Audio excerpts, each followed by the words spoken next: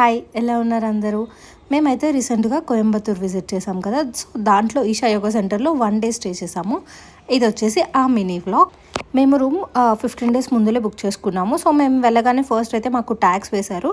And అక్కడికి వెళ్ళిన తర్వాత కొంచెం చిన్ని ప్రాసెస్ ఉందనమాట. లగేజ్ మొత్తం స్కాన్ చేసేసిన తర్వాత మాకు ట్యాక్స్ వేసి డిఫరెంట్ బిల్డింగ్స్ ఉన్నాయి. ఒక్కొక్క బిల్డింగ్కి ఒక్కొక్క నేమ్ ఉంది. మాకైతే శివపాదం 4లో వచ్చింది.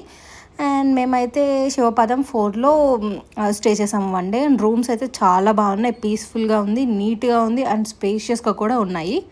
వెల్కమ్ పాయింట్ నుంచి వ్యాన్స్ అనేది ప్రొవైడ్ చేస్తున్నారు అందరికీ. సో మేము వెల్కమ్ పాయింట్ నుంచి వ్యాన్ ఎక్కాము. అండ్ ఏ బిల్డింగ్కి ఆ బిల్డింగ్కి సపరేట్ వ్యాన్స్ ఉన్నాయి.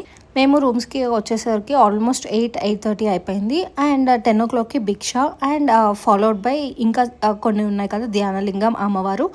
అండ్ ఆ టెంపుల్కి వెళ్ళాము. ఫస్ట్ అయితే భిక్ష ఇది టైం టు టైం పెడతారనమాట. Morning 10 to 10:45 and evening 8 to 9 ఉంటుంది. సో ఈ 2 times ఉంటుంది మనకి. బట్ అన్నీ చాలా డిఫరెంట్ ఐటమ్స్ పెట్టారు, హెల్దీ ఉన్నాయి అన్నీ. నేను ఫస్ట్ టైం తిన్నాను రెడ్ రైస్, చాలా బాగుంది అండ్ టేస్టీగా కూడా ఉంది. మస్ట్ విజిట్ ప్లేస్ అని చెప్పుకోవచ్చు ఈషా. మనసు అనేది ప్రశాంతంగా అనిపించింది. Don't forget to follow for more interesting videos. Bye.